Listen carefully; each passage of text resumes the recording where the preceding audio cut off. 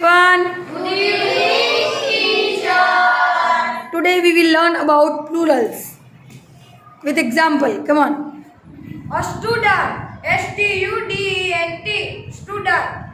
Students, S-T-U-D-E-N-T-S, students.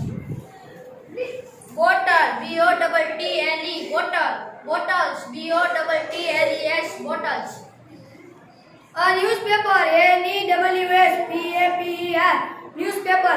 Newspapers, N-E-W-S-P-A-P-E-R-S, newspapers. A pen, P-E-N, pen.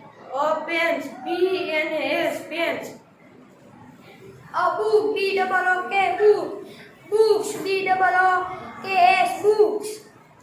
A glass, G-L-A-S-S, glass.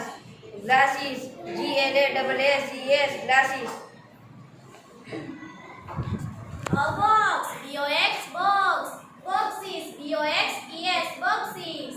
A spoon, S-P-O-O-N, spoon. Spoons, S-P-O-O-N-S, spoons. Clap for everyone.